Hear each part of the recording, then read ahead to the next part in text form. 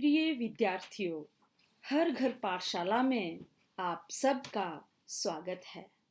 आपकी 11वीं कक्षा की ऐच्छिक हिंदी की पाठ्य पुस्तक अंतरा भाग 1 काव्य खंड में से सुदामा पांडे धूमिल विरचित कविता घर में वापसी की सप्रसंग व्याख्या लेकर उपस्थित हुई हूँ। सुदामा पांडे धूमिल साठोत्री हिंदी कविता में एक जाना पहचाना नाम है। साठोत्री कविता हिंदी साहित्य के इतिहास के अंतर्गत सन 1960 ईस्वी के बाद लिखी गई कविता मुख्यतः साठोत्री कविता के नाम से जानी जाती हैं। ग्रामीण संस्कार के इस कवि का जीवन अत्यंत संघर्ष में रहा। आओ देखें घर में वापसी कविता में कवि धूमिल जी क्या कहते हैं। प्यारे बच्चों, पाठ्य पुस्तक में दी हुई कविता घर में वापसी यह धूमिल की एक प्रमुख कविता है, जिसमें गरीबी से संघर्षरत परिवार की व्यथा कथा है। मनुष्य संसार की भागम भाग भरे जीवन से राहत पाने के लिए स्नेह, ममत्व, अपनत्व और सुरक्षा भरे माहौल में घर बनाता है और उसमें रहता है। पर बच्चों, यहाँ विडंबना यह है कि तमाम रिश्ते नातों, स्नेह और अपनत्व के बीच गरीबी की दीवार खड़ी है। गरीबी से लड़ते लड़ते अब इतनी भी ताकत नहीं रही कि रिश्तों में ऊर्जा का संचार पैदा करने हेतु कोई चाबी बनाई जा सके और इस जटिल ताले को खोला जा सके। कविता में एक ऐसे घर की आकांक्षा है जहां गरीबी दीवार की तरह बाधक ना हो। माँ, पिता, बेटी, पत्नी आदि का स्नेहिल वातावरण हो, ताकि जीवन संघर्ष में घर का सुख प्राप्त हो सके। तो आओ बच्चों, देखें घर में वापसी कविता का पद्यांश। मेरे घर में 5 जोड़ी आंखें हैं। माँ की आंखें पड़ाव से पहले ही तीर्थ यात्रा की बस के 2 पंचर पहिए हैं। तो बच्चों, पद्यांश की व्याख्या करने से पहले हम देखेंगे कि इसका प्रसंग हमने कैसे लिखना है। प्रसंग में बच्चों, प्रस्तुत काव्य अनुच्छेद साठोत्री कविता के सशक्त कवि सुदामा पांडे धूमिल विरचित कविता घर में वापसी से लिया गया है।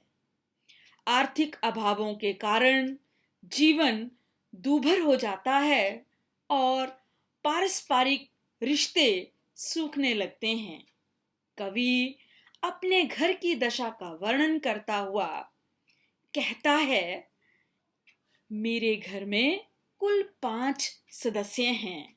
बच्चों, इस पद्यांश में कवि कहते हैं कि मेरे घर में 5 जोड़ी आंखें यानी कि 5 सदस्य हैं। कवि के माता पिताजी और उनकी बेटी और उनकी पत्नी और उनकी आंखें ही मानो एक दूसरे से बात करती हैं।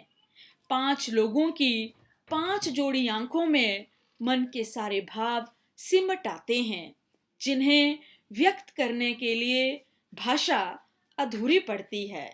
कवि कहते हैं कि माँ की आंखें पड़ाव से पहले ही तीर्थ यात्रा की बस के 2 पंचर पहिए हैं। अर्थात मेरी माँ की आंखें उस गाड़ी के पंचर हुए पहियों सी हैं जो मंजिल पर पहुंचने के पहले ही खराब हो गई हो और उसके पड़ाव तक पहुंचने की उम्मीद ना बची हो। यानी मां की आशा, उत्साह शून्य आंखों को पंचर हुए पहियों से उपमित करना, उनकी तुलना करना मार्मिक है। तो प्यारे बच्चों, इसी के साथ हम देखें पद्यांश का विशेष। धूमिल के परिवार के लोग विपन्नता के कारण, गरीबी के कारण इतने दमित हैं कि आंखों से ही व्यथा व्यक्त करते हैं। भाषा उनका साथ नहीं दे पाती। आंखों को पंचर पहियों से उपमित किया गया है और यहाँ पर उपमा और रूपक अलंकार हैं। भाषा स्पाट और सरल है, लेकिन बिंबात्मक है। आओ बच्चों, दूसरा पद्यांश देखें। पिता की आंखें लौह साएं सी ठंडी शलाखें हैं। बेटी की आंखें मंदिर में दीवट पर जलते घी के 2 दिए हैं। तो बच्चों, इस पद्यांश में कवि कहते हैं कि मेरे पिता की आंखें आंखें नहीं, लोहा गलाने की भट्टी में पड़े लोहे की 2 छड़ें जैसी हैं, जो ठंडी पड़ चुकी हैं। कहने का भाव यह है कि पिता की ठंडी भावहीन आंखों में भी कोई उत्साह या उमंग कवि को दिखाई नहीं पड़ती। कवि को लगता है कि सिर्फ उसकी बेटी की आंखें, उसकी बेटी की ही आंखों में चमक है। कवि कहते हैं कि बेटी की आंखें मंदिर में रखे दीवट पर रखे शुद्ध घी के 2 जलते हुए दीपक हैं। यानी कि बेटी की नजरों की अबोधता, भोलापन और स्वच्छता इस कथन से झलकती है। कवि को लगता है पत्नी की आंखें आंखें नहीं, हाथ हैं जो मुझे थामे हुए हैं। तो बच्चों, अब कवि जो हैं वो अपनी पत्नी की तरफ इशारा करते हुए लिखते हैं कि पत्नी की आंखें आंखें ना होकर थामने वाले 2 हाथ हैं। कवि को अपनी पत्नी की आंखों में हर समय विश्वास, सहारा देने की इच्छा दिखाई पड़ती है। आओ बच्चों, देखें अगले पद्यांश में धूमिल जी क्या लिखते हैं। वैसे हम स्वजन हैं, करीब हैं, बीच की दीवार के दोनों ओर, क्योंकि हम पेशेवर गरीब हैं। तो बच्चों, इस पद्यांश में कवि जी कहते हैं कि सामान्य रूप से देखा जाए तो हम रिश्तेदार हैं, बिल्कुल एक दूसरे के सगे संबंधी हैं, एक दूसरे के बहुत निकट हैं, परंतु हमारे संबंधों के बीच हमारी सदा बनी रहने वाली गरीबी एक दीवार बनी रहती है। हम सब मानो उस दीवार के दोनों ओर कैद रहते हैं और चाहकर भी एक दूसरे के निकट नहीं आ पाते, एक दूसरे की सहायता नहीं कर पाते। बच्चों, कवि अपने को पेशेवर गरीब कहता है क्योंकि उनकी गरीबी स्थायी है, बहुत कुछ उनके लिए जन्मजात है। तो प्यारे बच्चों, इस पद्यांश में कवि सांसारिक संबंधों से जुड़े रहने का अर्थ या नहीं कि परिवार के लोग भावात्मक दृष्टि से भी एक दूसरे से जुड़े होंगे, ये बताना चाहता है कि गरीबी जो है वो परिवार में, सगे संबंधियों में एक दीवार बनी रहती है।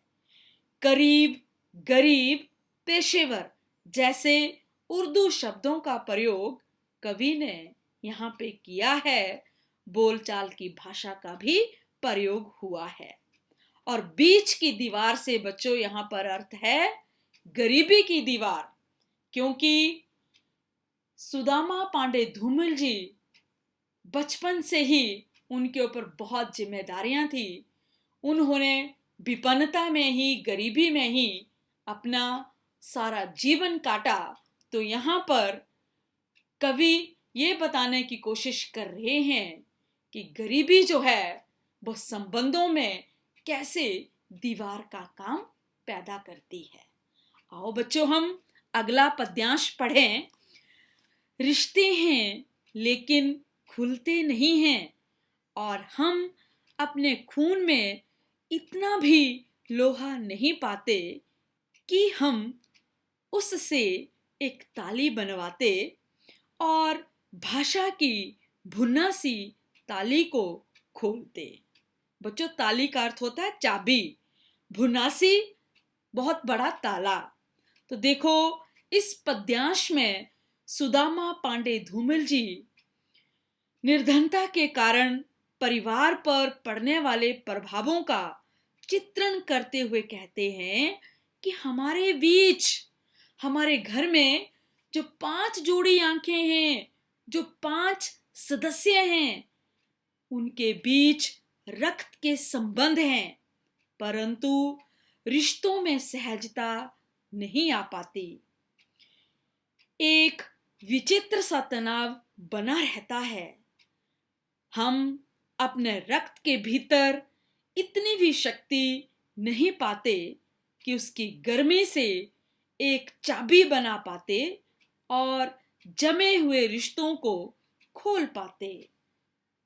तो बच्चों, गरीबी के कारण कवि के परिवार में जो सदस्य थे, वहां पर भाषा का बड़ा सा ताला जो था उन सदस्यों के बीच था। भाषा का बड़ा सा ताला, कवि कहते हैं कि जो हमारे रिश्तों पर जड़ा है, हम उसे किसी भी तरह खोल नहीं पा रहे। कहने का भाव यह है कि भाषा के माध्यम से हम अपने भावों को व्यक्त करने में संकुचाते हैं। खून के लोहे से चाबी बनाकर संबंधों पर पड़े ताले को खोलने की बात में बच्चों रूपक अलंकार है। रिश्तों को सोचते हुए आपस में प्यार से बोलते, कहते कि ये पिता हैं, यह प्यारी माँ है, यह मेरी बेटी है। पत्नी को थोड़ा अलग करते, तू मेरी हम सफर है। हम थोड़ा जोखिम उठाते, दीवार पर हाथ रखते और कहते, यह मेरा घर है। तो बच्चों, इस पद्यांश में कवि आर्थिक अभावों के पारिवारिक संबंधों पर पड़ने वाले दुष्प्रभावों की चर्चा करते हुए कहते हैं। क्या कहते हैं? कवि कहते हैं कि यदि आर्थिक अभाव ना होते तो शायद हम भी परिवार में खुलकर बातचीत करते, हंसते, बतियाते और इस प्रकार आपसी प्रेम की भाषा पर पड़े हुए ताले को खोल पाते। तब मैं भी प्रसन्नता पूर्वक अपने माता पिता और बच्चों को परिचय दे पाता।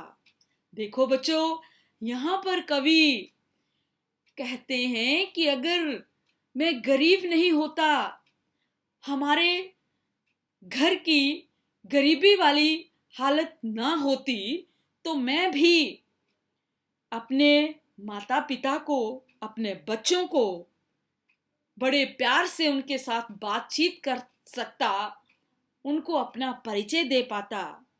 पत्नी का परिचय कुछ अलग ढंग से देता हुआ कहता है, वह मेरी जीवन संगिनी है।